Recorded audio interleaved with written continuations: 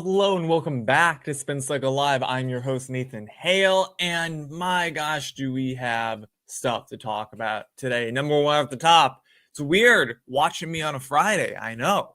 We're here on Fridays. It is the summer of Spin Cycle, so we're bringing you episodes Monday, Wednesday, and Friday now for the foreseeable future, probably until, early August time whenever I gotta get sent back into the university system. Oh, I'm not looking forward to it at all. Oh, don't make me. I swear I'll be good. But that does mean that we will have more episodes coming out. So Monday, Wednesday, Friday, catch us here starting on Monday. So our very next episodes are going to be coming out at 6 p.m. Eastern time instead of our normal 5 p.m. And we'll be doing reruns Tuesday, Thursday, Saturday, still at 8 p.m. for a Monday, Wednesday, Friday episodes. In case you missed them, in case you prefer watching on those days, either way, it'll still be good. And honestly, the news cycle, frankly, doesn't change that much day to day for the most part. So if you're watching Monday's episode on a Tuesday, you're not missing much, right? So just being honest with you all here. But with that, I hope you're having a great day. And I hope you're going to have a great weekend. But we want to start it off with today's episode. So let's get right into it. Nuclear stocks rally on report. Trump will sign executive orders to support the industry. So this comes from CNBC. So nuclear power stocks surged Friday on a report that President Donald Trump will sign executive orders to speed the construction of reactors and secure key materials for the industry. Trump could sign the order as early as Friday, sources familiar with the matter told Reuters. The president is scheduled to sign orders in the Oval Office at 1 p.m. according to the White House schedule. So look out for that later today. Or I guess this would already have happened. I'm recording this a little bit early today, so be on the lookout for that. Trump will invoke the Defense Production Act to declare a national emergency due to U.S. dependence on Russia and China for enriched uranium, nuclear fuel processing, and inputs for advanced reactors, according to a draft summary viewed by Reuters. The president is also expected to direct federal agencies to permit permit and site new nuclear facilities. He will also order the Department of Energy and Defense to identify federal land and facilities where nuclear can be deployed and streamline the process to build them. So I think this is great. We've seen time and time again that nuclear energy is the safest, cleanest energy out there. It's the biggest bang for the buck, right? Nuclear energy can be produced in the United States versus like solar panels, for instance. We have to ship in a ton of materials from all over the world. A lot of rare earth elements go into solar power, and a lot of those elements are mined using child labor in other countries, right? So if you have solar in house, if you want to go that route, I think that's great. I think any way that we can save money is fine. And, definitely solar panels pay for themselves in the long run, but not everyone has the upfront cash to put into putting solar panels up on their roof and then maintaining them, because they do have to be replaced every so often, right? And they can get damaged in storms and stuff. So it just doesn't make sense in a lot of areas. So having something of nuclear energy available is great. And hopefully it will start to create a more stable power grid and make the United States even more energy independent than we already are, right? So I think this is great. This is totally the direction the United States needs to go in. And I remember Trump talking about this on the campaign trail. And I'm glad to see it kind of coming full circle here. I remember him talking about this on Joe Rogan. If you haven't seen the Joe Rogan podcast with Trump on it, you should go and watch it, because he talks about a lot of this stuff on that. I mean, I don't remember how long he talked about nuclear energy for, but it seemed like it was a good chunk of the show that he was talking about this. So I think this is great, and keep going forward with that. I hope we start seeing more nuclear plants open up soon. All right. Now, this one's interesting. Today was a weird day to pull news stories. Some days I have more stories. I have to cut them for time. Today, I was like scrambling to find solid stories to provide you all that wasn't Ukraine, Russia, the budget, right? The stuff that we all know is happening that really hasn't changed since Wednesday, right? So I'm going through the list, and this was one of them that I found that I was like, all right, let's see. I guess I missed this. I guess this came out Wednesday night. So I would have missed it for Wednesday's episode. So let's get into it. So this is from Fox News or Fox Business, actually. So Trump is considering taking mortgage giants Fannie Mae and Freddie Mac public. So he says that the mortgage giants are throwing off a lot of cash as administration weighs major housing market shift. All right, so President Donald Trump on Wednesday said that he was giving serious consideration to bringing government-sponsored mortgage giants Fannie Mae and Freddie Mac public. In a Truth Social post, Trump said he would speak with Treasury Secretary Scott Bessent and Commerce Secretary Howard Lutnick and Federal Housing Finance Director William Hewlett about doing so. The move would be a massive one for the housing market, which backs trillions of dollars in mortgages. Fannie Mae and Freddie Mac have been under federal control since 2008, since the 2008 financial crisis, and attempts to release them have been unsuccessful, the Wall Street Journal reported. Skeptics have warned that privatizing both could drive away buyers of mortgage-backed securities and lead to higher mortgage rates if not done carefully, the news report said. In February, Bessent said the release of Fannie Mae and Freddie from government control would depend on mortgage rate implications. Quote, the priority for a Fannie and Freddie release, the most important metric that I'm looking at, is any study or hint that mortgage rates would go up, he told Bloomberg. So this is really interesting. So if Scott Bessent is on board, I think that Scott Bessent is brilliant. If he's on board with doing this, I'm all there, right? He would not say that this was something that was plausible to do or that we should do if it wasn't a good idea. So if Scott Bessent is on board, I'm all for it, right? I'm skeptical of people like Howard Lutnick. I'm skeptical of people like Trump when it comes to matters like this. But this is Scott Bessent's territory, right? So if he says we should move forward with it, I'm all for it. And I think it would be a great idea. I think that anytime we can privatize a lot of giants like this, it's good for the market. It allows it to respond better to where it's actually at. And it's possible that mortgage rates could go down because of this. So, and this is great. We need to totally reform our housing market right now. We are lacking new housing units. We're lacking existing housing units. We're lacking funding to go buy homes, right? Americans are struggling right now to buy homes. Homes pre-COVID that were $200,000, $300,000, $400,000 are now $500,000, $600,000, $700,000, $800,000. They've doubled in price in a lot of areas, right? You go look up on Zillow yourself and see how the housing market has changed. Zillow has a great tool. You can see what it's sold for in the past. So you can go look in a lot of areas and just click on current for sale house and scroll down a little bit and see what it sold for back in 2018, 2019, right? That was only 5 or 6 years ago, right? And the fact that a lot of these homes have remained unchanged, unrenovated, but have doubled in price, that says a lot about the current state of our housing market and just how we've gotten ourselves into this. And it was foreseeable.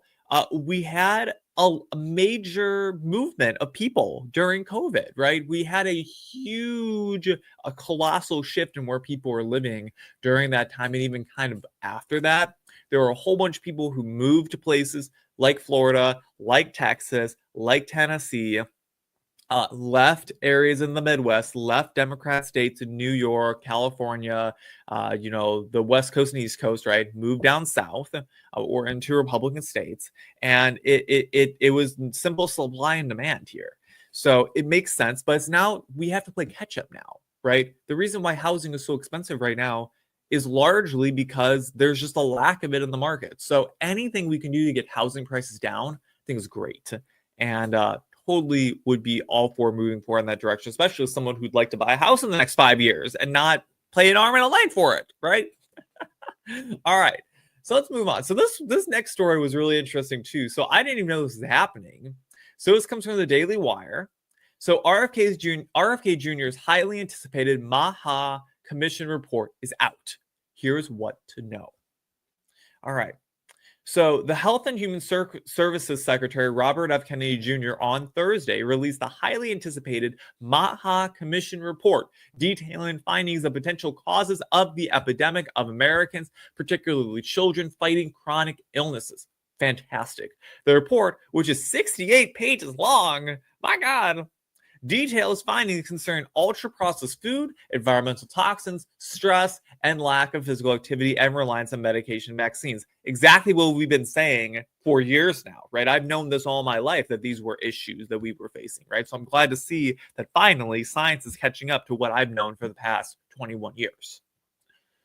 On nutrition, the report notes Americans' reliance on ultra-processed foods, which it says leads to, quote, nutrition depletion, increased caloric intake, and exposure to harmful additives.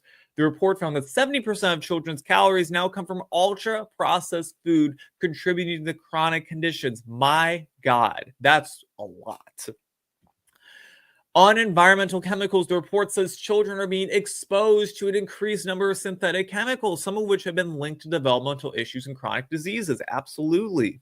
Specifically, when it comes to pesticides, the report's authors ordered a study of the chemicals by next year, but it also ties to quell fears of quick regulatory action. Notably, some Republicans have expressed concern about action on pesticides because of how it might impact farmers. Excessive screen time, inactivity, sleep deprivation, and chronic stress were also identified as significant factors contributing to the rise in chronic diseases and mental health challenges. Addressing the over-medicalization of children, the report cites a 1,400% increase in antidepressant prescriptions and increased prescribing of stimulants, antibiotics, and antihistamine and asthma drugs, an Axia report notes. Vaccinations were also highlighted specifically for, quote, more rigorous clinical trial designs. The detailed report is framed as a call to action. Quote, it presents the stark reality of American children declining health backed by compelling data and long-term trends. It reads, quote, more importantly, it seeks to unpack the potential dietary, behavioral, medical, and environmental drivers behind the crisis by examining the root causes of deteriorating child health. This assessment establishes a clear evidence-based foundation for the policy interventions, institutional reforms, and societal shifts needed to reverse course.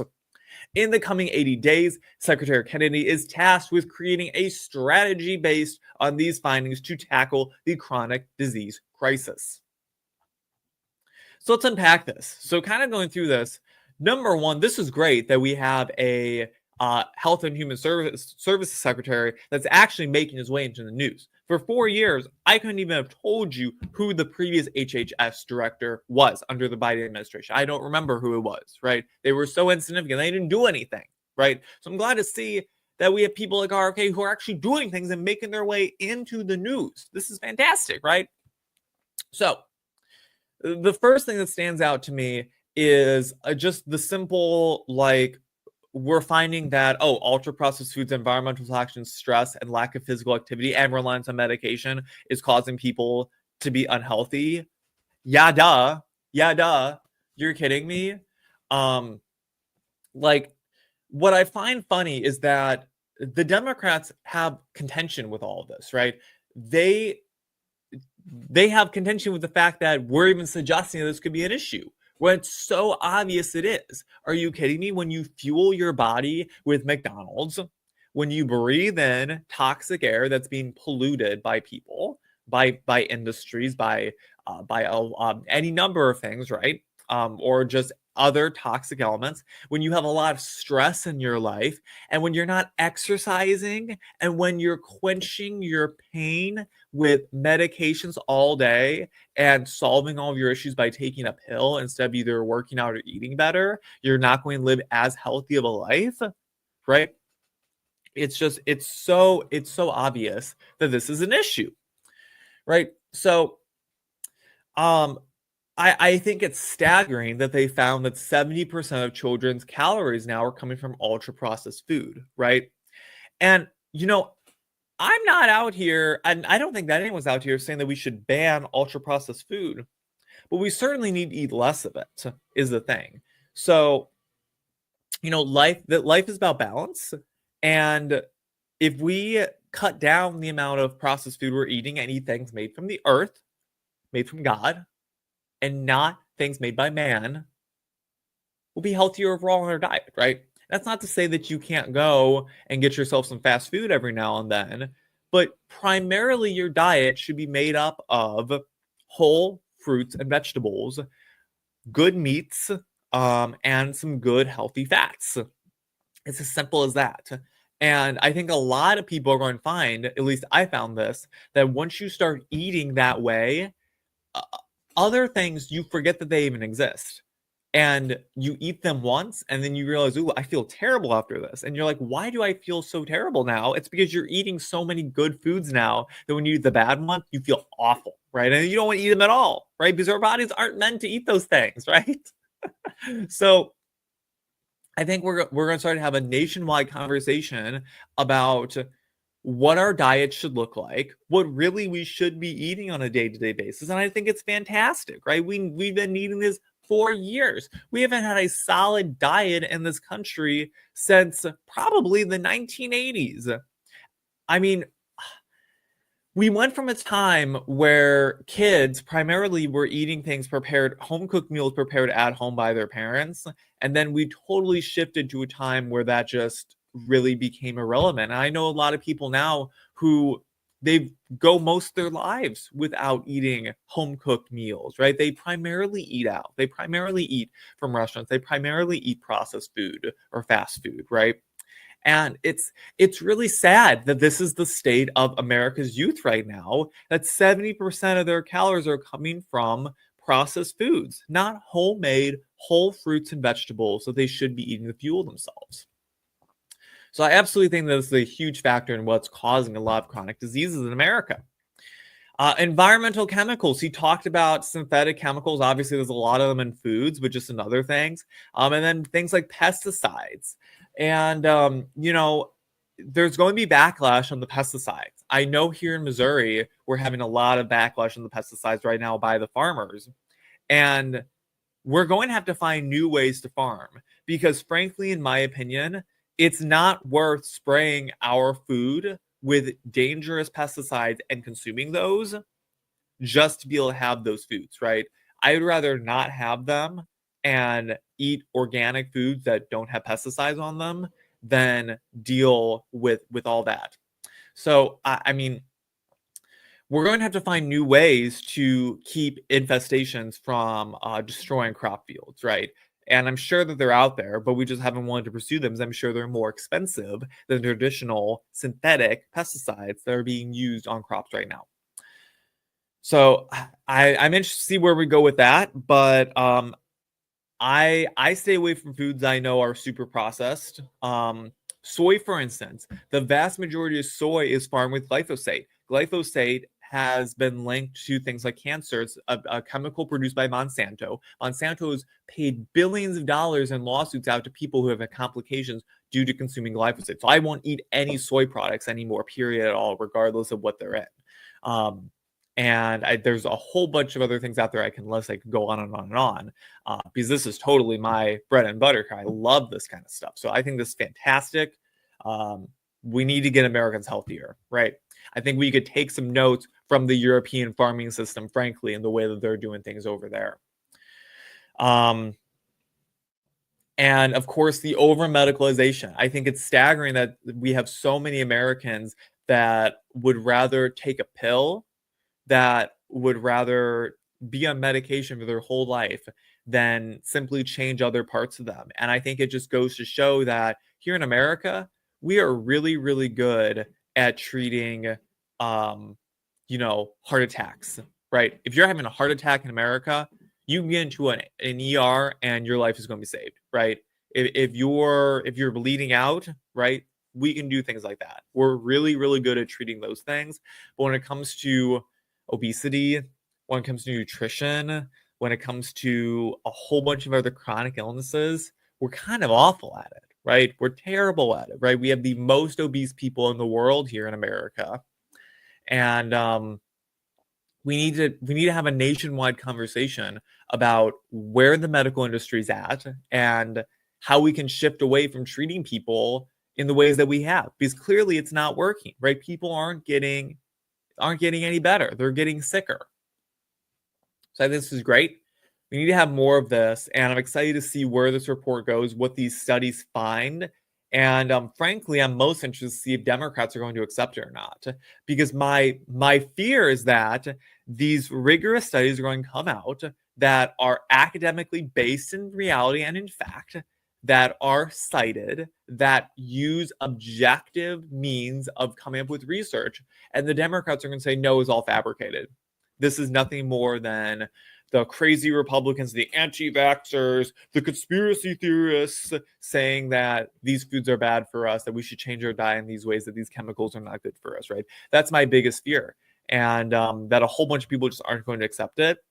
And my hope, though, is that they still go forward with it, and millions of people do accept it, right? There are tens of millions of people that voted for people like RFK going to office. I'm one of them, right? My vote for Donald Trump was largely to put people like RFK into office and Tulsi Gabbard, right?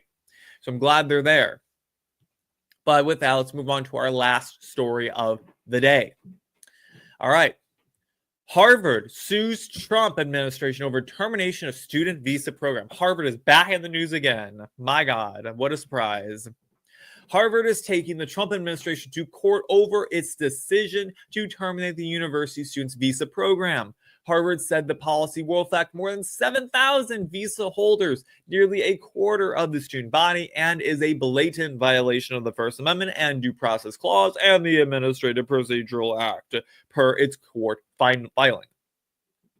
The Department of Homeland Security moved to terminate the program after Harvard allegedly failed to provide it with the extensive behavioral records of student visa holders and the department requested. DHS offered Harvard 72 hours on Thursday to come into compliance with the request and re-enter into the visa program. As of now, Harvard may no longer enroll foreign students in the 2025-2026 school year, and existing foreign students must transfer or lose their legal status and reside in the U.S. before the next academic year begins. It is the latest act by the government in clear retaliation of Harvard exercising its First Amendment rights to reject the government's demands to control Harvard's governance, curriculum, and the ideology of its faculty and students, Harvard wrote in its complaint. The records requested include any footage of protest activity involving students on visas and the disciplinary records of all students on visas in the past 5 years. The request records also footage or documents of illegal, dangerous, or violent activity by student visa holders, any records or threats, or the deprivation of rights of other students or university personnel. DHS Assistant Secretary Teresa McLaughlin said in response to the suit, quote, "The lawsuit seeks to kneecap the president's constitutionally vested powers under Article 2. Quote, it is a privilege, not a right, for universities to enroll foreign students and benefit from their higher tuition payments to help pad their multi-billion-dollar endowments," she said. The Trump administration is committed to restoring common sense to our student visa system. No lawsuit, this or any other, is going to change that. So I have a couple things to say about all this. So number one, the university crash and burn as far as I'm concerned. I have no issue with the government taking out a whole lot of power against the universities. They're not trustworthy anymore. They're institutions of radical leftist ideology, at least largely the big Ivy League ones are. So the university system can crash and burn, in my opinion, as far as I'm concerned. I have no issue with any of that. All right. This is, I think, a bigger issue than people are interested in talking about. So let me elaborate. I'll use transgenderism as an example. So right now, transgenderism is a big issue in the United States. And that's largely because of what we found in schools and the way that it's being pushed on students, the way that different authorities are trying to dictate how we speak, the words that come out of our mouths, the bathroom situation, all of that, the way that the transgender individuals are dressing right now, right? transgender people have existed in the United States since for a really long time, right? So, I mean, I think they really became apparent more in like the 70s and 80s, where cross-dressing started to become a thing. But transgender people have existed for a really long time. This isn't like a brand new thing that's popping up. But the reason why we're having a nationwide conversation about it now is because they really just abused their power, right? It wasn't good enough for the trans people to just live in society like everyone else, keep their mouth shut, just go about their business, and just keep living their lives. No, they had to force their ideology down children's throats. They had to write and publish books that were being read in schools, that are still being read in schools. They had to make this whole parade out of pride. They had to say that, hey, if you're a man and you don't love a trans woman the same way that you love a biological woman, you're transphobic, right? They started throwing the word transphobe around a lot. They started saying, hey, I'm a man. I should be able to go into the women's bathroom if I want to, if I feel like I'm a woman on the inside, right? They really just started abusing their power constantly, right? And partially, we stood idly by for a lot of it. Because a lot of this in schools have been happening since the early 2000s. But finally, we're kind of rebelling against it. So it's not too late for that. And the same thing I feel is happening with the whole immigration issue, right? We had a pretty strong border, right? There were still illegals getting in. Obviously, I'm sure there were still illegals getting in today, right? You can't protect all of it. But under people like Obama, under people like Joe Biden, we just opened the border wide up and we're letting all these people come in, right? If you look back at the elections of 2000, 2004, and even 2008, and like well before that too, the southern border was not an issue that candidates ran on. It was kind of generally accepted that, hey, we should try to keep the border under control. We want people coming here as citizens, right? We don't want them coming here just letting themselves into the country. And then that's all kind of changed. And the illegal immigrants have taken advantage, the illegal aliens have taken advantage of the American public, right? They're coming in the millions, right, into our country over the past 4 years. And the Democrats have stood idly by and let it happen. And I don't feel like we would nearly be having issues like this if both Democrats and Republicans were excuse me, we're both standing up. I'm getting very, very emotional here. Both standing up and saying, hey, illegals coming into the United States, bad, right? We should try and cut down as much as possible. If a few get in, right? We're not going to totally bat an eye, if a few people somehow slip in, right? But we can't let these millions of people come in. And the fact that they have allowed this to go on for so long, the Democrats have allowed this to go on for so long, we're questioning everything now that's due to anyone foreign coming into our country, right? And I think that's really bad, right? Because there's a lot of people who take advantage of the student visa program, and a lot of them generally are wanting to get, a better education, a better life.